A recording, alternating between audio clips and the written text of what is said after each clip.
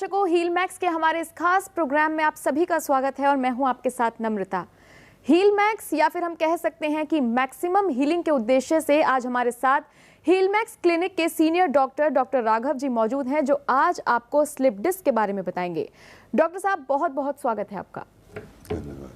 Doctor साहब, सबसे पहला सवाल, एक्चुअल में स्लिप डिस्क क्या है? देखिए, रीढ़ की हड्डी जो है ये हमारे शरीर का एक महत्वपूर्ण अंग है। इससे हमारे शरीर की काफ़ी क्रियाएं कंट्रोल भी होती हैं और ये जो है काफ़ी क्रियाओं में सहयोगी है। इसमें जो है रीढ़ की हड्डी की रचना एक इस तरह की है कि उसमें वर्टिब्रास के बीच में एक डिस्क होती है। डिस्क में जो है फ्लूइड होता है, ये एक शॉक ऑब्जर्वर का काम करती है, जो हमारे शरीर के झटके हैं उनको सहन करती है, मूवमेंट को कंट्रोल करती है। जैसे मोटरसाइकिल गाड़ी वगैरह में जो शॉकर्स होते हैं, जो काम वो करते हैं वो काम रीढ़ की हड्डी भी करती है। तो किसी तरीके से हमारी डिस्क का हिल जाना, उस जगह से खिसक जाने को स्लिप डिस्क बोलते हैं। जी डॉक्टर साहब, इसके ट्रीटमेंट और क्या क्या इसके सिम्टम्स हैं या फिर क्या क्या कारण है, कैसे कैसे बच सकते हैं, सारी चीज़ें आपसे जानेंगे। बहरहाल एक कॉलर यहाँ पर हमारे साथ जुड़ गए हैं। अपना नाम बताइए और क्या समस्या है आपकी। हेलो। हेलो जी डॉक्टर साहब, मेरा नाम कपिल है। हाँ जी कपिल जी। जी डॉक्टर साहब, मेरे ना अक्सर हाथ जो है वो सुन्न हो जाते हैं और मेरी गर्दन में भी काफी दर्द रहता है। अच्छा, देखिए ये जो है आप की समस्या जो है ऐसी है कि आजकल ये काफ़ी लोगों को देखने में आती है। ये जो है आपको यदि हाथों में झंझनाहट है, सुनपन है, तो इसका मतलब ये एक सर्वाइकल रीजन में प्रॉब्लम है और आपको जो है C5 C6 की जो है नस दबी हो सकती है।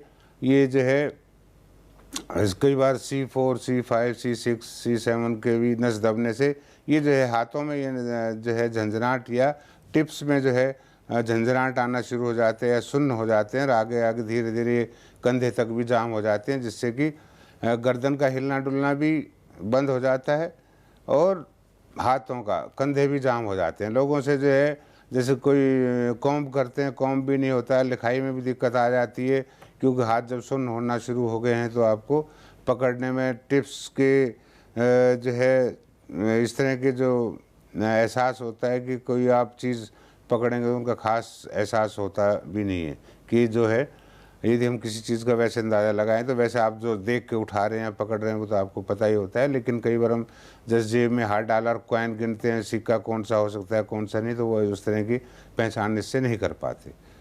काफ़ी समस्या इस तरह की आ जाती हैं। तो इसका जो है आप वैसे घबराएं नहीं, इसका हील मैक्स क्लिनिक में बहुत अच्छा ट्रीटमेंट है और बिल्कुल ठीक हो जाएंगे बढ़िया।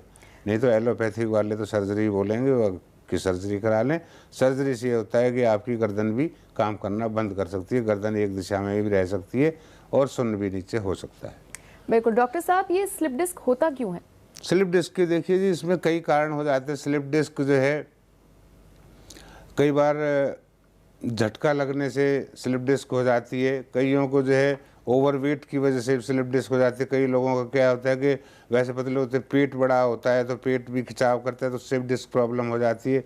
कईयों को कैल्शियम की कमी से भी डिस्क प्रॉब्लम आ जाती है। कईयों को जो है टीबी की वजह से भी डिस्क प्रॉब्लम आ जाती है। टीबी होने से, जिसको रीढ़ की हड्डी बोन की टीबी हो गई, तो उसमें क्या है कि डिस्क कई बार वो ख़त्म भी हो जाती है, उसमें टूट भी जाती है, तो कई बार और खिसकने का तो उसमें रहता ही है। तो स्लिप डिस्क जो है गलत पोस्चर की वजह से हमारा डिस्क प्रॉब्लम आ जाती है। आजकल जो है मल्टीनेशनल कंपनियों का ज़माना है, लोग घंटों घंटों काम करते हैं और आजकल ये समस्याएं जो है युवा वर्ग को बहुत ज़्यादा आ रही है, क्योंकि कंपनीज़ में जो है वो 8-8 10-10 घंटे के डबल शिफ्ट के चक्कर में लगे रहते हैं। तो उसमें जो है ज़्यादा देर एक पोस्चर में बैठे रहने से भी डिस्क प्रॉब्लम आ जाती है। तो उसमें ये होता है कि भाई बीच बीच में घूम फिर लेना चाहिए और अपना पोस्चर सही करके बैठें। वो कई बार जो है वो चेयर की पोजीशन सही नहीं है, टेबल की सही नहीं है, तो आप उसको भी करेक्ट कीजिए। तो घंटों वर्किंग आवर्स से भी डिस्क प्रॉब्लम आ जाती है, एक ही तरह से बैठे रहने से घंटों घंटों।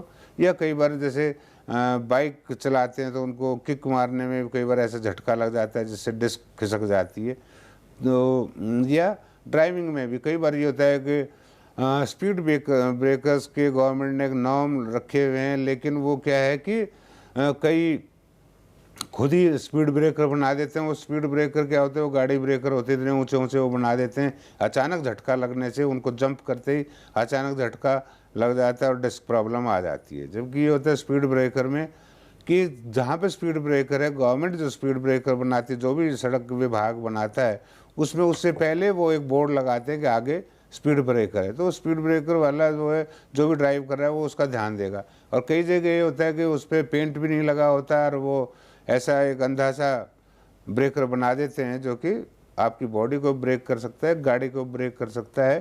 तो इस तरह ड्राइविंग भी ध्यान से करना चाहिए। तो वो इस तरह का है। कई बार जो है कमज़ोर लोगों को भी हो जाता है जो है डिस्क प्रॉब्लम, कि वीक हैं, कैल्शियम की कमी है और इस तरह की काफ़ी समस्याएं ये आ जाती हैं।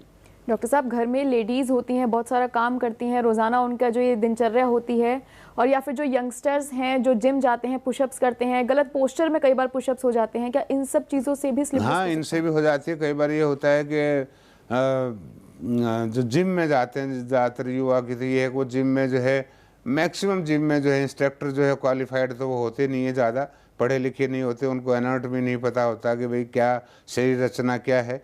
तो वो जो है उसको, जिसको भी ट्रेनिंग करा रहे हैं इंस्ट्रक्टर, कहे जाएगा इतने पुशअप्स करो, इतने सिटअप्स करो, इतने वेट लिफ्टिंग करो। वो जो है उनका जो है उसको देखना चाहिए। फिर कुछ युवा भी ऐसे हैं कि फटाफट बॉडी मसल्स वगैरह बनाएं और वो अपनी कैपेसिटी से ज़्यादा वेट भी उठा लेते हैं, कई बार झटके से छोड़ देते हैं। कई बार इस तरह की एक्सरसाइजें होती हैं जिससे कि इस तरह की प्रॉब्लम आ जाती है। हम काफ़ी युवा हमारे क्लिनिक पे आते हैं, हम देखते हैं कि वो जिम जाने के कारण, गलत ढंग से एक्सरसाइज करने के कारण बेड रिडन है, एक एक डेढ़ साल उनको बेड पे पड़े हो गया वो जो है, और ठीक नहीं हो पा रहे।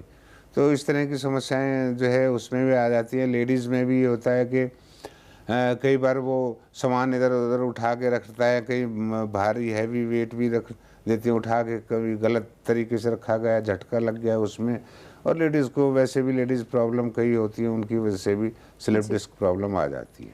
तो डॉक्टर साहब, जैसे स्लिप डिस्क अगर किसी को हो गया है तो क्या सिर्फ फिजियोथेरेपी से इसका ट्रीटमेंट हो सकता है, या फिर कौन सी ऐसी थेरेपी है जो बेस्ट हो मरीज के लिए? देखिए, ट्रीटमेंट इसके बहुत हैं। ट्रीटमेंट तो फिजियोथेरापिस्ट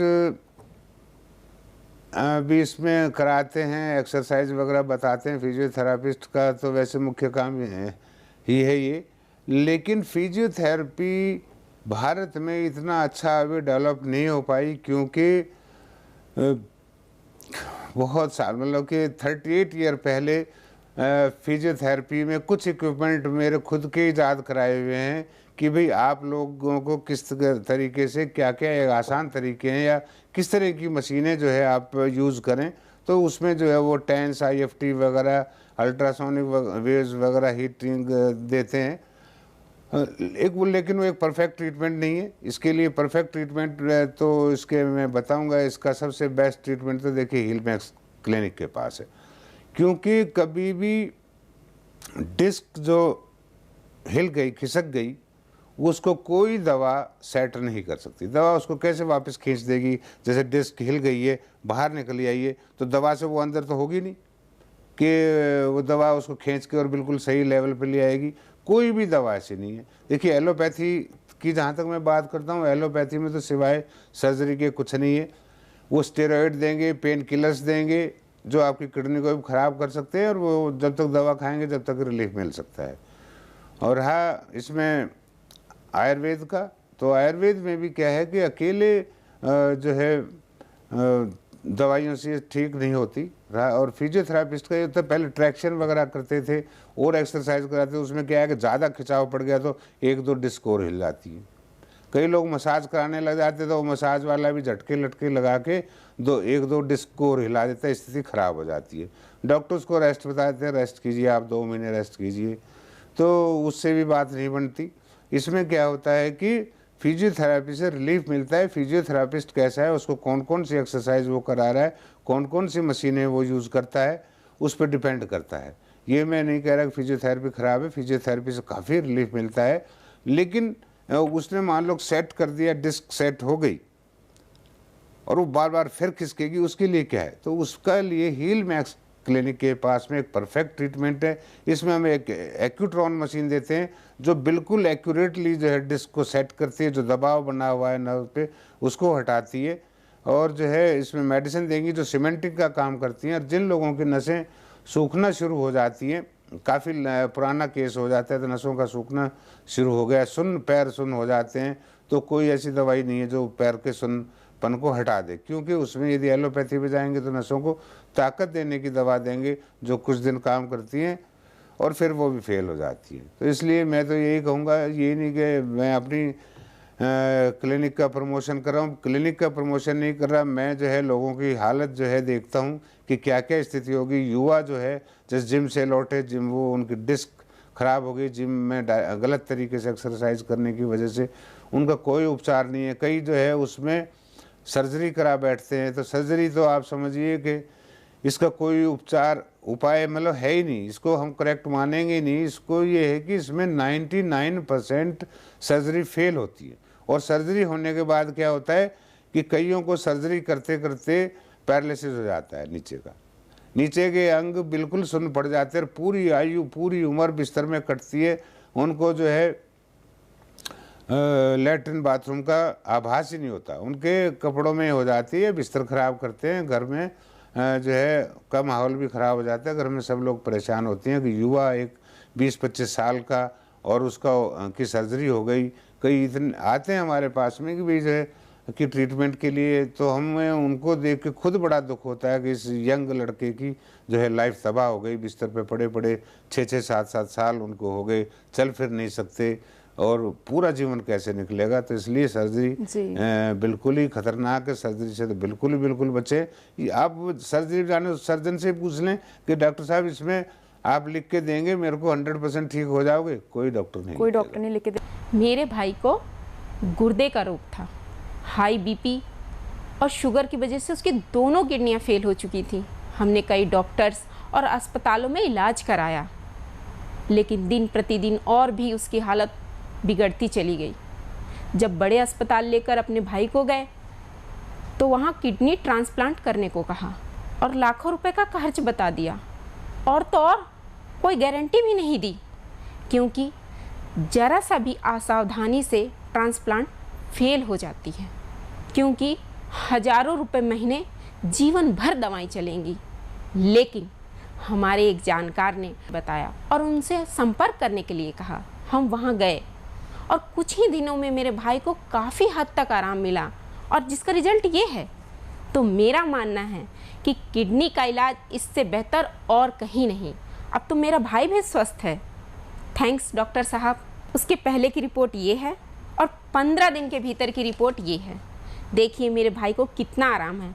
तो मेरा मानना है इससे बेहतर और कहीं भी इलाज नहीं है। यहाँ पे एक कॉलर हमारे साथ बहुत देर से फोन लाइन पर हमारे साथ जुड़े हुए हैं। अपना नाम बताइए और क्या जानना चाहते हैं। नमस्कार डॉक्टर साहब। नमस्कार जी, मेरा नाम राहुल है। हाँ राहुल जी बताइए। और मैं न्यू दिल्ली से बोल रहा हूँ। हाँ जी, हाँ जी।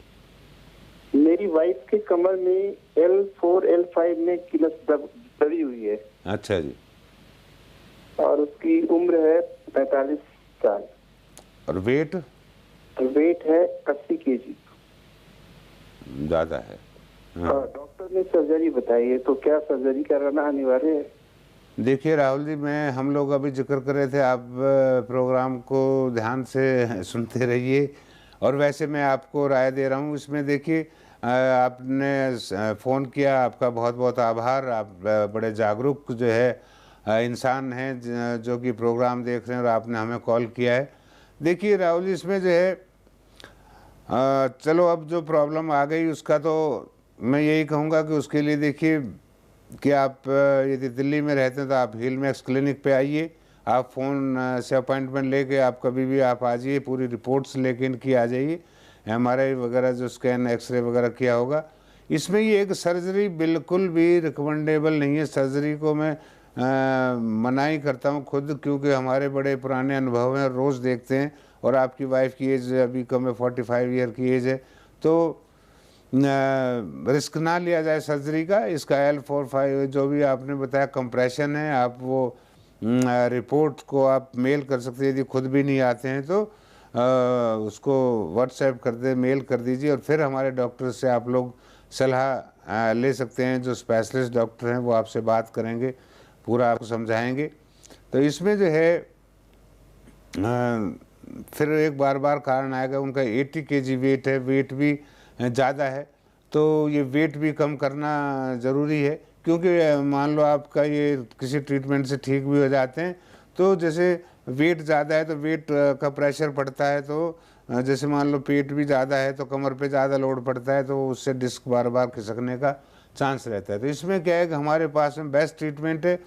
एक एक्यूट्रॉन प्लस करके मशीन है, वो ऐसे लोगों के लिए बनी है। उसमें क्या होता है कि जो ओवर वेट है उनका वेट भी रिड्यूस करेगी वो, और जो है डिस्क को भी सेट करेगी। साथ में इसके जो हमारी मेडिसिन है, इसमें हम लोग आयुर्वेदिक एंड यूनानी कॉम्बिनेशन की कुछ मेडिसिन देते हैं इसमें जो है, और वो बिल्कुल ठीक हो जाते हैं। और वैसे यदि हल्की फुल्की कमर में कोई प्रॉब्लम है तो इसके लिए मैं आपको कुछ टिप्स दूंगा। तो आपका तो राहुल ये है कि आप हमारे क्लिनिक पे मिल लें और रिपोर्ट दिखाइए। आप इधर उधर भटकना बिल्कुल छोड़ दीजिए, सर्जरी कोई उपाय नहीं है इसका, और कंप्रेशन जहाँ बना हुआ है तो वो भी हट जाएगा, परफेक्ट ट्रीटमेंट है।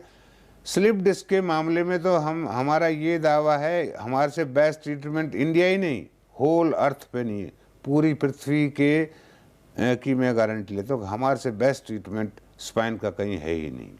बिल्कुल डॉक्टर साहब, यानी ये कहना गलत नहीं होगा कि अगर आपकी डिस्क हिल गई है तो हील करने के लिए आप हील मैक्स क्लिनिक पर जा सकते हैं, कहना गलत नहीं होगा। Exactly. और डॉक्टर साहब, अगर स्लिप डिस्क हो गई है इसके बाद के सिम्टम्स क्या क्या होते हैं? क्या उठने बैठने में प्रॉब्लम होगी, झुकने में प्रॉब्लम होगी, या फिर पूरा तरीके से बेड रेस्ट चाहिए? क्या चीज़ें, क्या सिम्टम्स हो जाते हैं इसके बाद? देखिए, इसमें ये होता है कि कईयों को वैसे कमर दर्द रहता है, और कईयों को ये होता है कि जब कंप्रेशन नस दब गई है तो नस दबने से ये होता है कि उनको राइट लेग में जो है एक लेग में पेन जाएगा, एड़ी तक जाता है। कईयों को जो है कंप्रेशन दोनों साइड में जो हिप्स में पेन जाएगा। इसमें ये होता है कि L4-5 इसकी जो जब कंप्रेशन पड़ती है होता है, कंप्रेशन हो जाता है, तो जब आप MRI देखेंगे या वैसे आप जो है अपने बॉडी में पेन फील करेंगे, उससे पता लगता है। जैसे अनुभवी डॉक्टर है वो बता देगा कि आपको उसको MRI की भी जरूरत नहीं होती कि आप MRI करें। हम लोगों को इतना अनुभव है, हमने उसके कई हज़ारों रुपए वेस्ट करना चाहते। उसने बताया कि मेरी जांघों में भी दर्द है और मेरे तो हिप्स में दर्द है, तो हम लोगों को पता लग जाता है कि इसको L4 और L5 की परेशानी है, L3 पे प्रॉब्लम। उससे क्या है कि ज़्यादा इग्नोरेंस भी इसकी जॉइंट पेन इसमें आना शुरू होता है, लोगों को घुटने में भी दर्द होने शुरू हो जाते हैं, और नसों में मतलब जो है कंप्रेशन है तो नस में दर्द होगा, पैरों का सुनपन आ जाता है, ज़्यादा देर तक लापरवाही करी है तो इसमें ये है। दूसरा क्या होता है कि जिनको कंप्रेशन है उसको चलने फिरने में बड़ी दिक्कत होती है, चलेगा नहीं, थोड़ी देर चलेगा तो उसको दर्द होना शुरू हो जाएगा। क्योंकि रेस्ट, इसमें बेड रेस्ट क्यों बताते हैं कि भाई ये जो है आराम से लेटा रहेगा, मूवमेंट होगी नहीं तो ऑक्सीजन की ज़रूरत ज़्यादा मसल्स को पड़ेगी नहीं। जो ही वो चलेगा तो मसल्स को ऑक्सीजन की ज़रूरत होती है और ऑक्सीजन मिलती नहीं इतनी प्रॉपर, क्योंकि जैसे नस दब गई है, सूखना शुरू हो गई है, तो उन लोगों को जो ही चलेंगे तो उनको पेन होगा। वो बैठे रहेंगे, लेटे रहेंगे तो कोई दर्द नहीं होगा। तो ऐसी आप इग्नोरेंस ना करें, लापरवाही ना करें, उसके लिए आप संपर्क अच्छे डॉक्टर से करें, या हम लोगों से सलाह ले सकते हैं। और दूसरा, कुछ सावधानियां मैं बता देता हूं। जिन लोगों को ये हो गई हैं तो वो कभी भी आगे झुकने का कार्य ना करें। आगे झुक के कोई चीज़ उठानी है तो उसके पहले उस वस्तु के बराबर में जाइए आप, और उसके बराबर में बैठिए और बराबर में बैठ के उसको उठा ले। आगे झुके ना उठाएं, आगे झुकने वाले कार्य ना करें। पीछे के आप कार्य कर सकते हैं, एक्सरसाइज आप पीछे कर सकते हैं, कुछ हल्की फुल्की एक्सरसाइज फिजियोथेरापिस्ट बताते हैं वो आप करें। और जो है जो मोटरसाइकिल बाइक चलाते हैं वो किक ना मारें, वो कुछ दिन किक को अवॉइड करें, वो कोई अपना और भी उपाय कर सकते हैं कुछ। दूसरा ये है कि आप अपना पेट साफ रखिए, क्योंकि आपको कॉन्स्टिपेशन होगा तो आपको जो है दर्द और ज़्यादा बढ़ेगा, गैस बनेगी, गैस और ज़्यादा दर्द करेगी।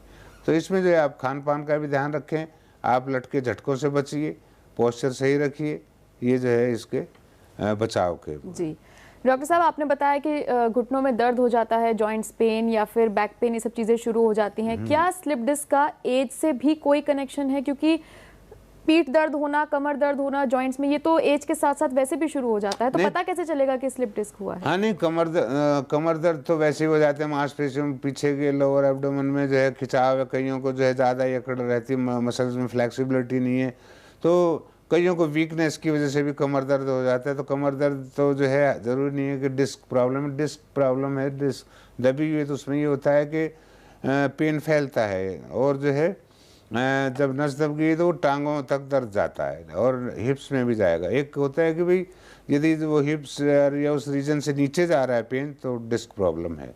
यदि वैसे कमर का दर्द है तो ये होता है कि कई बार लेडीज़ को पीरियड्स प्रॉब्लम में भी पीरियड के जब टाइम होता है उन दिनों में मेंस्ट्रुअल पीरियड में भी पेन होता है। कईयों को जो है लेडीज़ प्रॉब्लम की वजह से भी कमर में दर्द हो जाता है काफ़ी। तो हर कमर दर्द जो है डिस्क प्रॉब्लम नहीं होती। बैक पेन की का कभी अलग एपिसोड करेंगे, उसमें पूरा मैं डिटेल में बताऊँ। जी डॉक्टर साहब, आपने कुछ जिक्र किया कि L1 L2, क्या इसकी भी स्टेजेस होती हैं कि थोड़ी सी डिस्क खिसकी है या फिर ज़्यादा खिसकी है, पहले अगर खिसक जाएगी और उसके बाद आपके पास पेशेंट को ले आए तो ट्रीटमेंट इजी होगा? क्या इसकी भी स्टेजेस होती हैं? नहीं, स्टेजेस नहीं होती इसमें। तो ये होता है कि हाँ वो की कौन सी डिस्क खिसकी है, पेन कहाँ कहाँ जाएगा, तो उससे डॉक्टर अंदाजा लगा लेता है कि इसको L3 में प्रॉब्लम है कि L2 में, L4, 5 में, जहाँ पे भी है।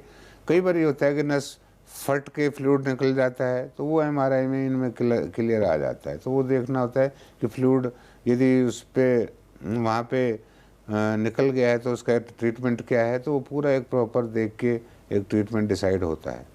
डॉक्टर साहब, कौन सी पैथी में इसका सही ट्रीटमेंट है? क्योंकि जहाँ तक मैंने सुना है, आप डॉक्टर हैं, आपको ज़्यादा पता है, लेकिन जहाँ तक मैंने सुना है कि फिजियोथेरेपी बेस्ट होती है, एक तरीके से मसाज दी जाती है, प्रॉपर बेड रेस्ट बताया जाता है, तो क्या सही सुना है मैंने या इसके ये सिर्फ एक मिथ है?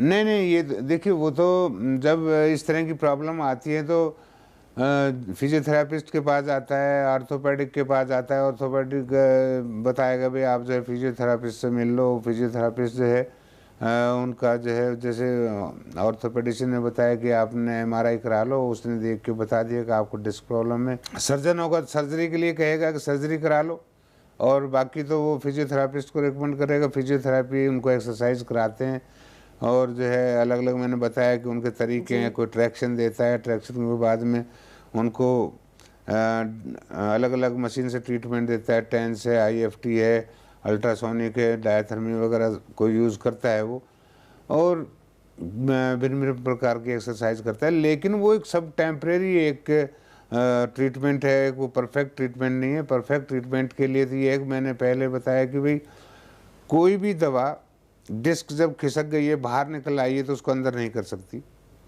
कोई गैप आ गया है, कईयों को गैप आ जाता है, कईयों को जो है बोन TB हो गई है, जो है स्पाइनल में TB का असर है, तो उसका एक प्रॉपर ट्रीटमेंट होता है। उसके लिए आप जो है हीलमैक्स क्लिनिक मिलें, और या नहीं आ सकते हैं तो आपके घर पे मेडिसिन भी, मशीन भी वो पहुंच जाएगी। आप अपनी रिपोर्ट व्हाट्सएप करें, ईमेल करें, डॉक्टर से बात कीजिए, तसल्ली बख्श हमारे डॉक्टर साहब से बात करेंगे, और उस जो रिपोर्ट होगी उस पर जो है, जो एक हमारी टीम है वो उसका जो है ट्रीटमेंट डिसाइड करेगी कि आपको मशीन की ज़रूरत है कि नहीं है, कि आपको खाली दवाओं से फ़ायदा हो जाएगा।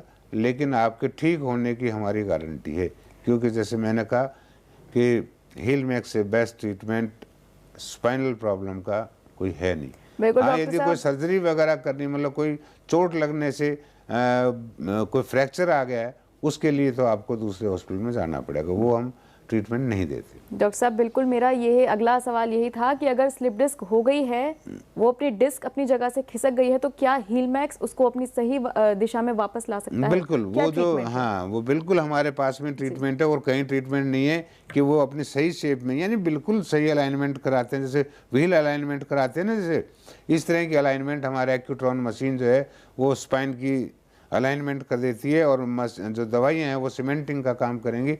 आपको प्रॉब्लम बार बार नहीं आएगी, और आप बिल्कुल बढ़िया हो जाएंगे। सर्जरी से बचें, और आप बिल्कुल हम लोगों से कांटेक्ट कर सकते हैं। बड़ा लंबा हमारा स्वास्थ्य के क्षेत्र से लगाव रहा है, बड़े लंबे वर्षों से, तो हज़ारों पेशेंट इस तरह के देखे हैं कि वो जो है बड़े परेशान होते हैं ऑपरेशन करा के या इधर उधर चक्कर काट काट के, और ढेरों बीमारियां इसके कारण और भी हो जाती हैं, जो कि फिर लाइफ टाइम पीछा छोड़ती नहीं है और आपका जीवन भी खराब हो जाता है। डॉक्टर साहब, बहुत सारी प्रॉब्लम्स और भी हो जाती हैं, इसी पे मैं थोड़ा आपसे नॉलेज लेना चाहूँगी कि जैसे आपने बताया स्लिप डिस्क यानी रीढ़ की हड्डी में कोई प्रॉब्लम या वो अपनी जगह से खिसक गई है, इसी तरीके से कोई और भी प्रॉब्लम हो सकती है स्लिप डिस्क के बाद? अगर किसी इंसान को स्लिप डिस्क हो गया है, अब क्या पूरी बॉडी पे उसका किस तरीके से असर पड़ेगा? क्या और भी हड्डियां इस चीज़ से इफेक्ट होती हैं? नहीं, इसमें देखिए, वो तो मैंने बताया कि इसमें जो है जैसे ज़्यादा लंबे रहने से अर्थराइटिस की डेवलपमेंट हो जाती है, और भी जहाँ फिर क्या होता है कि पूरी डिस्क, मतलब जैसे आप समझिए कि ईंट के ऊपर ईंट हम लगा देते हैं बगैर मसाला लगाए हुए, एक ईंट को खिसका दिया तो सारी खिसकनी शुरू हो जाएंगी, यानी बिल्डिंग भी गिर सकती है। यानी वो जो है फिर ऊपर से पूरा सर्वाइकल तक हिलना शुरू हो जाती है और बॉडी में डिफरेंट तरह की परेशानियां आना शुरू हो जाती हैं। इसलिए जब भी आपको लगता है कमर दर्द है, हल्का फुल्का है, तो उसके लिए मैं आपको घरेलू टिप्स बता देता हूं। आप घरेलू उपचार कर सकते हैं उसके लिए। यदि आप कमर में दर्द रहता है तो आप लिख लीजिए। इसमें सबसे पहले तो ये है कि यदि हल्का फुल्का दर्द रहता है आपको, वो किसी भी कारण से हो सकता है, आप इसमें जो है हार श्रृंगार का एक पेड़ होता है, पौधा, आप हार श्रृंगार के पत्तों का काढ़ा अपना बना के 4-5 पत्ते तोड़े और उनको बॉयल किया एक गिलास में। जब आधा गिलास रह जाए तो सुबह खाली पेट उसको पीजिए। सहजन का आप प्रयोग करें, सहजन के फलियाँ आती है, ड्रम स्टिक जिसको बोलते हैं, उसकी सब्जी खाएं, वो आपको ठीक करेगी। आप जो है इसके अलावा आप जो है एक चूना होता है जो पान खाते हैं, वो पनवाड़ी लगाता है, वो हल्का सा चूना एक जौ के बराबर आप ले लीजिए और उसको जो है, वैसे मैं आपको बताऊं कि वो एक जेन्युइन नेचुरल कैल्शियम है, उसको एक जौ के दाने के समान आप लें, दिन में एक ही बार लें और आप अपनी सब्जी में या दही में डाल के उसको लीजिए। वो आपकी कैल्शियम की पूर्ति भी करेगा, क्योंकि डॉक्टर आपको जैसे कैल्शियम की गोलियां देते हैं वो तो एक सिंथेटिक है, ये क्या है कि नेचुरल है और ये बहुत जल्दी आपको फ़ायदा भी करेगा। तो इस तरह के ये हार श्रृंगार ले लीजिए। सहजन का आप प्रयोग करें, सहजन भी आपको फ़ायदा करेगा। दूसरा, जिनको हड्डियों की कमज़ोरी है वो हड़जोड़ करके एक जड़ी बूटी आती है, हड़जोड़ का काढ़ा पिएं। थोड़ा सा हड़जोड़ सूखी है तो उसको पीस के उसका पाउडर का प्रयोग करें। वो हड्डियों की जो जिनकी हड्डियाँ कमज़ोर हैं, बार बार डिस्क की प्रॉब्लम आती है, वो उसमें बहुत बढ़िया काम करती है। तो हड़जोड़ का आप ये सब पंसारी को मिल जाएंगी। और जो सहजन और ये तो हार श्रृंगार वगैरह आपके आसपास के पार्कों में भी मिल जाती है। बिल्कुल, बहुत सारे घरेलू टिप्स डॉक्टर साहब आपने दिए, बहुत सारे ट्रीटमेंट्स आपने बताया, स्लिप डिस्क के बारे में बताया, क्यों होता है, कैसे होता है, क्या क्या सावधानियां आप बरत सकते हैं। उम्मीद करते हैं बहुत सारी नॉलेज इस आधे घंटे के अंदर आपको मिल गई होगी। लेकिन अभी भी अगर कोई भी सवाल आपके मन में है तो आप जल्दी से नंबर नोट कर लीजिए, क्योंकि अब हमारे जाने का वक्त आ गया है। लेकिन आप नंबर नोट कर सकते हैं और कभी भी हीलमैक्स क्लिनिक में जाके अपनी प्रॉब्लम का सोल्यूशन ले सकते हैं। डॉक्टर साहब, आप हमारे साथ स्टूडियो में मौजूद थे, आपका बहुत बहुत धन्यवाद। और दर्शकों, इसी के साथ मैं भी आप सभी से लेती हूँ इजाजत। नमस्कार।